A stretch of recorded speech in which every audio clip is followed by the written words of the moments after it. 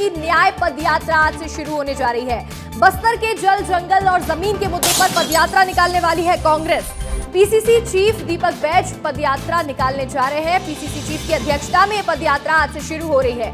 किरंदुल से दंतेवाड़ा तक 40 किलोमीटर की ये पदयात्रा होगी। 29 मई को दंतेवाड़ा कलेक्ट्रेट का घेराव भी करने वाले हैं कांग्रेस नेता। कांग्रेस की न्याय पदयात्रा आज से शुरू हो रही है। बड़ी खबर आपको छत्तीसगढ़ से बता दें, जहां बस्तर के कई मुद्दों को लेकर पदयात्रा निकाली जाएगी। पीसीसी चीफ दीपक बैज की अध्यक्षता में यहां एक बार फिर से पदयात्रा निकाली जा रही है। 40 किलोमीटर की ये पदयात्रा होने वाली है। हमारे सहयोगी रोहित मिश्रा लगातार हमारे साथ जुड़े हुए हैं। रोहित, कांग्रेस की न्याय पदयात्रा आज से शुरू हो रही है। बस्तर के किन मुद्दों को लेकर आज यहां पदयात्रा होगी, बताइएगा। बिल्कुल, देखिए, जल, जंगल और जमीन वो मुद्दे हैं जिनको लेकर कांग्रेस आज से पदयात्रा करने जा रही है। कांग्रेस का साफ तौर पे ये कहना है कि जल नहीं है बस्तर में, जमीन दूसरे को दे दी जा रही है और जंगलों की कटाई की जा रही है। और इन तमाम विषयों को लेकर आज से ये पदयात्रा शुरू हो रही है। और आज ये पदयात्रा किरंदुल के बस स्टैंड से आज शुरू होगी दोपहर 3 बजे के आसपास, जो कि 3 दिन बाद जो है वो दंतेवाड़ा कलेक्ट्रेट पहुंचेगी, जहां पर कलेक्ट्रेट का घेराव करके ये पदयात्रा का समापन होने वाला है। और कुल मिलाकर सरकार को घेरने की ये रणनीति है और इसको लेकर आगे बढ़ रही है। हालांकि जो भाजपा है उसका ये कहना है कि प्रदेश अध्यक्ष दीपक बैज अपनी कुर्सी बचाने के लिए लगातार जद्दोजहद कर रहे हैं और इसीलिए न्याय यात्रा निकाल रहे हैं। और बस्तर को लेकर सरकार लगातार काम कर रही है, चाहे नक्सलवाद के मोर्चे पर हो, चाहे बस्तर के टूरिज्म को बढ़ाने को लेकर हो। लेकिन दूसरी तरफ विपक्ष लगातार सरकार पर यह आरोप लगा रहा है कि वहां की जमीन दूसरे को दे दी जाएगी, जंगलों की कटाई बहुत तेजी के साथ में की जा रही है और जल का संकट वहां पे लगातार बना हुआ है। तो आज से पदयात्रा शुरू हो रही है, उसके बाद देखना होगा कि इसका क्या असर पड़ता है। बिल्कुल रोहित, ये देखने वाली बात होगी कि इस पदयात्रा का क्या असर देखने को मिलेगा। आपका हमारे साथ जुड़ने के लिए बहुत बहुत शुक्रिया। आगे बढ़ेंगे और देखिए, एक और बड़ी खबर मिल रही है। मुख्यमंत्री विष्णुदेव साय ने एक्स पर पोस्ट शेयर किया है। एनडीए के मुख्यमंत्री कॉन्क्लेव में भाग लिया, ये सीएम साय ने एक्स पर शेयर किया। केंद्रीय मंत्रियों की उपस्थिति में बैठक हुई है। सीएम साय ने अपनी इस पोस्ट में लिखा है, नक्सलवाद के खिलाफ ठोस रणनीति और सफलताओं पर चर्चा की गई है। नक्सलवाद के खिलाफ लगातार यहां एंटी नक्सल ऑपरेशंस चलाए जा रहे हैं, जिसको लेकर ठोस रणनीति बनाई जाएगी और जो सफलताएं मिली हैं उन पर भी पीएम मोदी से चर्चा की गई है। ऑपरेशन सिंदूर और जातिगत जनगणना पर भी चर्चा हुई है। सीएम साय ने एक्स पर पोस्ट शेयर करके ये जानकारी दी है और ये उन्होंने बताया कि एनडीए के मुख्यमंत्री कॉन्क्लेव में भाग लिया और यहां नक्सलवाद के खिलाफ ठोस रणनीति पर चर्चा की गई है। केंद्रीय मंत्रियों की उपस्थिति में बैठक हुई है, जहां ऑपरेशन सिंदूर और जातिगत जनगणना जैसे मुद्दों पर भी चर्चा हुई है। लेकिन छत्तीसगढ़ का सबसे बड़ा मुद्दा नक्सलवाद, जिसको 2026 तक खत्म करना है, उसको लेकर ठोस रणनीति बनाई जाएगी। और देखिए, एक और बड़ी खबर आपको बता दें, रायपुर में एबीवीपी राष्ट्रीय कार्यकारी परिषद की बैठक आयोजित होने जा रही है। 29 से 31 मई तक ये बैठक आयोजित होगी। राष्ट्रीय महामंत्री डॉक्टर वीरेंद्र सिंह सोलंकी जानकारी देंगे। आज कार्यकारी परिषद बैठक को लेकर संबोधित भी करने वाले हैं। 29 मई से 31 मई तक ये बैठक आयोजित होने जा रही है। राजधानी रायपुर से बड़ी खबर है, एबीवीपी राष्ट्रीय कार्यकारी परिषद की बैठक होने वाली है, जिसको लेकर आज संबोधित भी किया जाएगा। 29 मई से 31 मई तक इस बैठक का आयोजन किया जाना है। राष्ट्रीय महामंत्री डॉक्टर वीरेंद्र सिंह सोलंकी आज इसकी जानकारी देंगे और इस परिषद बैठक को लेकर संबोधित भी करने वाले हैं। अगली खबर एमसीबी से है, जहां विस्तार न्यूज की खबर का असर देखने को मिला है। चिरमिरी बरतुंगा माइंस पहुंचे हैं एसईसीएल के अधिकारी। गैस जांच टीम के साथ एसईसीएल चिरमिरी महाप्रबंधक पहुंचे। खदान से निकल रही गैस की जांच पड़ताल करवाई गई है। जांच में गैस रिसाव की रिपोर्ट गलत है। मुहाना खोल दिया गया है, उसे शीघ्र बंद करवा दिया जाएगा, ये रिपोर्ट में बताया गया है। एमसीबी में विस्तार न्यूज की खबर का असर देखने को मिला। चिरमिरी बरतुंगा माइंस पहुंचे एसईसीएल के अधिकारी, जिन्होंने यहां जांच की है और गैस जांच टीम के साथ महाप्रबंधक भी पहुंचे। अगली खबर बलरामपुर से है, जहां कार चालक की गुंडागर्दी देखने को मिली है। तलवार निकालकर लोगों को धमकाते हुए कार चालक नजर आया। तेज रफ्तार कार से बैल को टक्कर मारी थी, जिसके बाद लोगों को धमकी देते हुए भी नजर आया है। पुलिस ने आरोपी चालक को गिरफ्तार कर लिया। बड़ी खबर आपको बलरामपुर से बता दें, जहां कार चालक की गुंडागर्दी देखने को मिली है। गुंडागर्दी का मामला सामने आया। तलवार निकालकर लोगों को धमका रहा था कार चालक। तेज रफ्तार कार से बैल को टक्कर मारी थी और इसके बाद पुलिस ने आरोपी चालक को गिरफ्तार भी कर लिया है। अधिक जानकारी के साथ फोन कॉल पर हमारे सहयोगी दिनेश आयाम जुड़ रहे हैं। दिनेश, ये पूरा मामला क्या था? और देखिए यहाँ पर ये भी सामने जानकारी मिली है कि तलवार निकाल कर कार चालक लोगों को धमकी देते हुए नजर आया। जी, ये बता दूं कि बलरामपुर जिले के टिंडो पुलिस चौकी का मामला है और जिस समय बताया जा रहा है कि जो गाय है वो सड़क किनारे बंधी हुई थी और ये कार चालक है जो तेज रफ्तार से गए और गाय को टक्कर मारते हुए ये फिर आगे जाके रुक गए। उस पे जो है फिर कार चालक वहाँ पर मवेशी मालिक को धमकाने लगा कि कौन है और बुलाओ उसको। उसके बाद जब आए तो फिर पैसे की मांग करने लगा कि कैसे इसको पैसा दो, मेरा गाड़ी नुकसान होगा। ये इस मामले में आगे एक्शन भी लिया गया और पुलिस ने यहाँ कार चालक को गिरफ्तार भी कर लिया। आपका जुड़ने के लिए बहुत बहुत शुक्रिया। आगे बढ़ेंगे और अगली खबर धमतरी से है, जहां गंगरेल डैम घूमने गया व्यक्ति लापता हो गया है। एनडीआरएफ युवक की तलाश में जुटी हुई है। युवक के कपड़े और चप्पल डैम के किनारे से मिले हैं। रुद्री थाना पुलिस मामले की जांच कर रही है। धमतरी से बड़ी खबर इस वक्त आपको बता दें, जहां गंगरेल डैम घूमने आया था एक व्यक्ति जो लापता हो गया है। एनडीआरएफ की टीम युवक की तलाश में जुटी हुई है और युवक के कपड़े और चप्पल डैम के किनारे से ही मिले हैं, लेकिन युवक लापता है, जिसकी तलाश लगातार की जा रही है। एनडीआरएफ की टीम युवक को खोजने की कोशिश कर रही है। अधिक जानकारी के साथ फोन कॉल पर हमारे सहयोगी अभिषेक मिश्रा जुड़ रहे हैं। अभिषेक, गंगरेल डैम का ये मामला सामने आया है, युवक की तलाश की जा रही थी, क्या अपडेट इस खबर को लेकर है? जी, बता दें कवर्धा से घूमने के लिए दो व्यक्ति आए हुए थे। अचानक से एक व्यक्ति लापता हो जाता है। उसका सहकर्मी पुलिस को सूचना देता है। पुलिस मौके पर पहुंची है और कल रात से अभी तक टीम लगी हुई है। गोताखोरों का मदद लिया जा रहा है। फिलहाल इसमें पुलिस अभी जांच कर रही है। जी बिल्कुल, पुलिस इस मामले की जांच में जुटी हुई है। आपका जुड़ने के लिए अभिषेक बहुत बहुत शुक्रिया। आगे बढ़ेंगे और अगली खबर बिलासपुर से है, जहां रेलवे इंजीनियर की डैम में डूबने से मौत हो गई है। ऐसा ही मामला बिलासपुर से भी सामने आया, जहां डैम में पिकनिक मनाने इंजीनियर गया हुआ था। एसडीआरएफ की टीम ने तलाशी शुरू की। छुट्टी पर 6 दोस्तों के साथ घूमने गया हुआ था रेलवे इंजीनियर, जिसकी डैम में डूबने की वजह से मौत हो गई है। बिलासपुर से एक खबर सामने आई, डैम में पिकनिक मनाने के लिए इंजीनियर गया हुआ था, लेकिन डूबने से मौत हो गई है। एसडीआरएफ की टीम लगातार यहां तलाशी करने में जुटी हुई है। छुट्टी पर घूमने गए हुए थे, 6 दोस्तों के साथ निकले थे रेलवे इंजीनियर, जिनकी डैम में डूबने की वजह से जान चली गई है। पिकनिक मनाने के लिए निकले थे, लेकिन डैम में डूबने से जान चली गई, मौत हो गई है। एसडीआरएफ की टीम ने यहां तलाशी भी शुरू कर दी है। छुट्टी पर 6 दोस्तों के साथ घूमने के लिए गए हुए थे। और अगली खबर रायपुर से है, जहां हाई सिक्योरिटी नंबर प्लेट लगने में देरी हुई है। 10 से 15 दिन बाद भी तैयार नहीं हो रहे हैं नंबर प्लेट। अब तक सिर्फ 5 लाख वाहनों में नंबर प्लेट लगाए गए हैं। कांग्रेस ने आंदोलन और घेराव की चेतावनी भी दे दी है। इस मामले में राजधानी रायपुर से बड़ी खबर है, जहां हाई सिक्योरिटी नंबर प्लेट लगाने में देरी हो रही है। देरी होने का मामला सामने आ रहा है। 10 से 15 दिनों के बाद भी नंबर प्लेट तैयार नहीं हो पा रहा, जिसको लेकर के कांग्रेस ने आंदोलन करने की चेतावनी दी है, घेराव करने की चेतावनी दे दी है।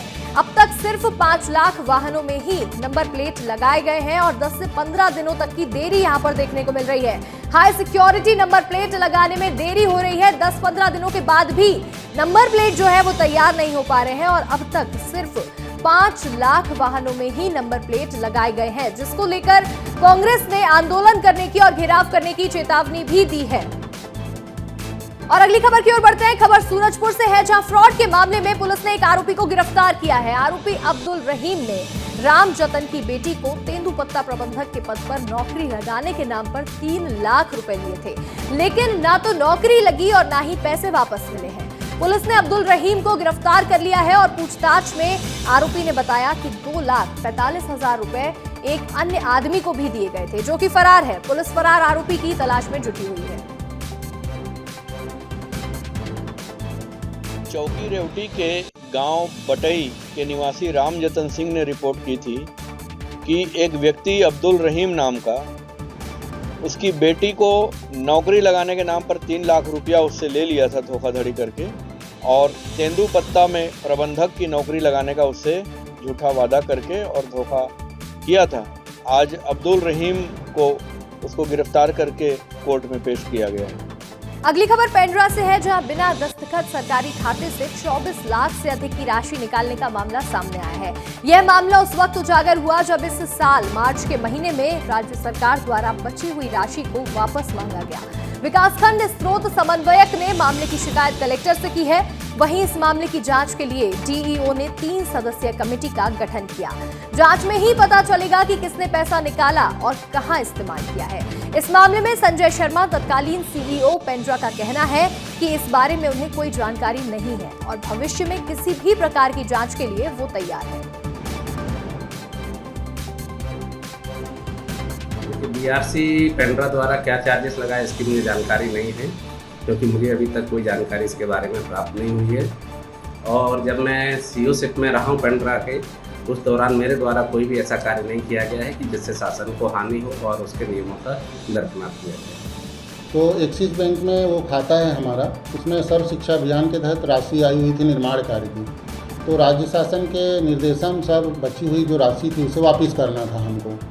तो अभी मार्च के महीने में पता किए बैंक में जाके कि उस राशि को हम लोग को वापस करना है। विधिवत हम कार्यवाही प्रारंभ किए तो बैंक से हमने स्टेटमेंट निकलवाया, तो उसमें पता चला कि लगभग 24 लाख रुपए आहरित हो गई है बिना बीआरसी के हस्ताक्षर के।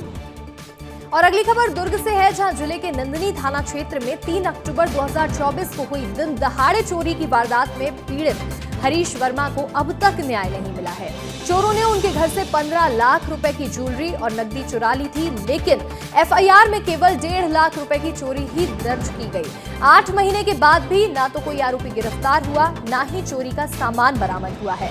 हरीश वर्मा ने कहा कि उन्होंने कई बार शिकायत की, लेकिन पुलिस केवल आश्वासन ही उन्हें देती रही है। 3 अक्टूबर 2024 को मेरे यहाँ बहुत बड़ी चोरी हुई है। दिन दहाड़े चोर आए पीछे से और ताला तोड़ के, लॉकर तोड़ के मेरे यहाँ जो 15-16 लाख का जो ज्वेलरी था वो लेके गए। थाना में जब एफआईआर हो रहा था तब उन्होंने 1.5 लाख का ब्यौरा दिया, 1.5 लाख रुपए उन्होंने लिखा। तो मैंने फिर उनको टोका कि जब 15 लाख की चोरी हुई है तो आप 1.5 लाख कैसे लिख रहे हैं। बिल मैं पेश किया हूँ आपके पास, ओरिजिनल बिल थाने में ही है ना। लेकिन अभी तक 7 से 8 महीना हो गया, अभी तक मेरे चोरी के बारे में कुछ भी पता नहीं चला है। इसमें पुलिस अपराध पंजीबद्ध करके लगातार आरोपियों की पतासाजी कर रहा है और उसमें हमने कुछ मुखबिर भी लगाए हैं, टावर डंप भी लिए हैं। इस संबंध में मेरा थाना प्रभारी से भी बात हुई है, साइबर वालों से भी बात हुई है और निश्चित तौर पर उसमें भी लगे हुए हैं और कुछ समय के बाद में अच्छी खबर मिलने की गुंजाइश है। देखिए, शिकायत जब हुआ है तो प्रार्थी उस शिकायत में उस एफआईआर में दस्तखत किया है। अब 1.5 लाख, चूँकि पुलिस ने 1.5 लाख लिखा है, प्रार्थी ने उसमें हस्ताक्षर किया है, तो उस समय उसको आपत्ति करना चाहिए था कि इतना कम क्यों लिखा गया है। देखिए, सूरजपुर से इस वक्त की बड़ी खबर मिल रही है, जहां मंत्री लक्ष्मी राजवाड़े ने एक बड़ा बयान दिया है। बिना नियमावली वाले निजी हॉस्पिटलों पर भी गाज गिरेगी, निरीक्षण और जांच करके कार्रवाई की जाएगी। निजी हॉस्पिटल्स में रेफर करने को लेकर भी यहां चिंता जताई है। मंत्री लक्ष्मी राजवाड़े ने एक बड़ा बयान दे दिया है और देखिए, लगातार एक्शन मोड में नजर आ रहे हैं। यहां पर बिना नियमावली वाले प्राइवेट हॉस्पिटल्स पर भी गाज गिरेगी, निरीक्षण और जांच करके यहां कार्रवाई की जाएगी। निजी हॉस्पिटलों में रेफर करने को लेकर भी चिंता जताई गई है। सूरजपुर से बड़ी खबर आपको बता रहे हैं, जहां मंत्री लक्ष्मी राजवाड़े ने एक बड़ा बयान दिया है।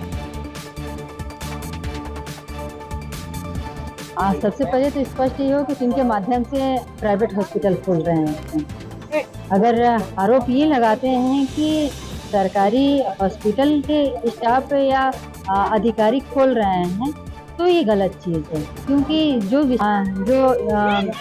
पेशेंट लेके जाते हैं उन्हें प्राइवेट हॉस्पिटल में उन्हें भेजा जाता है तो गलत बात है। मैं कलेक्टर या संबंधित अधिकारी प्रदेश लेवल के उनसे बातचीत करके साफ इनके निर्देश वो करेंगे कि इनके निरीक्षण करके कार्यवाही करें।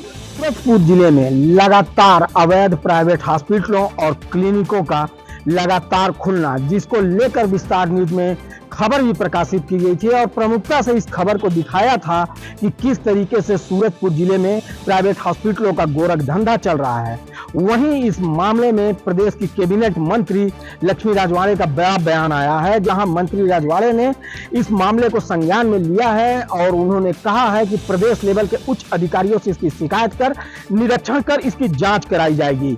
विस्तार न्यूज के लिए सूरज साहू, सूरजपुर। और अगली खबर धमतरी से है, जहां उदंती सीता नदी टाइगर रिजर्व में बाघ की तस्वीर कैमरे में कैद हुई है, जिसने वन विभाग में खुशी का माहौल बना दिया। 18 मई को अरसी कन्हार रेंज में टाइगर के पग चिन्ह मिले थे, जिसके बाद वन विभाग अलर्ट मोड पर आ गया था और 150 कैमरे लगा दिए थे। बाघ की उपस्थिति से जंगल में सुरक्षा और निगरानी भी बढ़ाई गई है। उदंती सीता नदी टाइगर रिजर्व में बाघ की वापसी 2.5 साल के बाद हुई है, जो जैव विविधता के लिए शुभ संकेत देता है। इससे पहले अक्टूबर 2022 में आखिरी बार इस इलाके में बाघ की मौजूदगी कैमरे में कैद हुई थी। वहीं वन विभाग ने आसपास के गांवों में मुनादी कराकर लोगों को अकेले जंगल में न जाने की सलाह भी दी है और सुरक्षा बढ़ाने के लिए पेट्रोलिंग में भी तेजी लाई गई है। और अगली खबर आपको रायपुर से बता दें, जहां आयुष्मान व वंदना कार्ड में छत्तीसगढ़ ने बाजी मार ली है। कार्ड बनाने में छत्तीसगढ़ देश में 5वें स्थान पर आया। 3 लाख से ज्यादा वरिष्ठ नागरिकों को आयुष्मान कार्ड मिला है। बड़ी खबर आपको रायपुर से बता दें, जहां आयुष्मान व वंदना कार्ड में छत्तीसगढ़ ने बाजी मार ली है। छत्तीसगढ़ 5वें स्थान पर आया है। देश भर में आयुष्मान कार्ड बनाने में छत्तीसगढ़ 5वें स्थान पर पहुंचा है। 3 लाख वरिष्ठ नागरिकों को आयुष्मान कार्ड मिला है। बड़ी खबर आपको बता रहे हैं राजधानी रायपुर से, छत्तीसगढ़ से, जहां आयुष्मान व वंदना कार्ड में छत्तीसगढ़ ने बाजी मार ली है। 3 लाख से ज्यादा नागरिकों का आयुष्मान कार्ड बनवाया गया। छत्तीसगढ़ देश में 5वें स्थान पर आया है ये आयुष्मान कार्ड बनाने। और अगली खबर मुंगेली से मिल रही है, जहां नगर पालिका पार्षद मोहन मल्लाह ने आम लोगों की सुविधा के लिए एक सराहनीय पहल की है। उन्होंने अपने स्वयं के ऑफिस में शिविर का आयोजन किया, जहां हितग्राही विभिन्न प्रकार के सरकारी योजनाओं का लाभ ले सकते हैं। इस शिविर में राशन कार्ड, आधार कार्ड, आयुष्मान कार्ड, श्रम कार्ड जैसे महत्वपूर्ण दस्तावेज बनाने में मदद की जाती है। शिविर के दौरान 90 लोगों का आयुष्मान कार्ड भी बनाया गया, 25 लोगों का आधार कार्ड बनाया गया और इसके अलावा 40 लोगों का ई श्रम कार्ड भी बनाया गया है। आयुष्मान कार्ड एवं ई श्रम कार्ड और जो आधार अपडेट बढ़ गई थी उसके लिए लगाई गई है, जिसमें क्या हुआ है कि बचे हुए आयुष्मान कार्ड लाभार्थी हैं वे बहुत लोग नहीं बना पाए थे, जिसे शिविर के माध्यम से बनाया जा रहा है। शंकर वार्ड में मोहन मल्ला के ऑफिस में सभी का आयुष्मान कार्ड बनवा रही हूँ, आधार बनवा रही हूँ और इस ऑफिस में आज शिविर लगा हुआ है, जिससे सभी आसपास एरिया के लोग इसमें भरपूर लाभ उठा रहे हैं। आगे बढ़ेंगे और बात करेंगे राजनांदगांव की, जहां ऑपरेशन सिंदूर की सफलता पर राजनांदगांव में भव्य शोभा यात्रा निकाली गई है। राष्ट्रीय स्वाभिमान मंच छत्तीसगढ़ के द्वारा आयोजित इस शोभा यात्रा में बड़ी संख्या में महिलाएं और समाज के विभिन्न वर्गों के लोग शामिल हुए। शोभा यात्रा महावीर चौक से शुरू होकर जयस्तंभ चौक तक पहुंची, मानव मंदिर चौक होते हुए गौरव स्थल पर समाप्त हुई है। इस अवसर पर महिलाओं ने बढ़ चढ़कर भाग लिया और शोभा यात्रा को सफल बनाया। और अगली खबर बालोद से है, जहां पूर्व मुख्यमंत्री भूपेश बघेल संविधान बचाओ रैली में शामिल हुए। इस दौरान उन्होंने घड़ी चौक स्थित महात्मा गांधी और जयस्तंभ चौक स्थित डॉक्टर भीमराव अंबेडकर की प्रतिमा पर माल्यार्पण किया और उन्हें नमन किया और झीरम घाटी में शहीद हुए लोगों को श्रद्धांजलि भी अर्पित की। इस दौरान भूपेश बघेल ने केंद्र सरकार और साई सरकार पर जमकर हमला बोला। भूपेश बघेल ने कहा कि मोदी सरकार संविधान को कमजोर करने में लगी हुई है। उन्होंने प्रदेश में लगातार पड़ने वाले छापे को लेकर कहा कि मोदी सरकार ईडी, आईटी सहित तमाम एजेंसियों का दुरुपयोग कर रही है। वहीं उन्होंने पहलगाम आतंकी हमले के बाद सीजफायर लागू होना अमेरिका के राष्ट्रपति ट्रंप का फैसला बताया।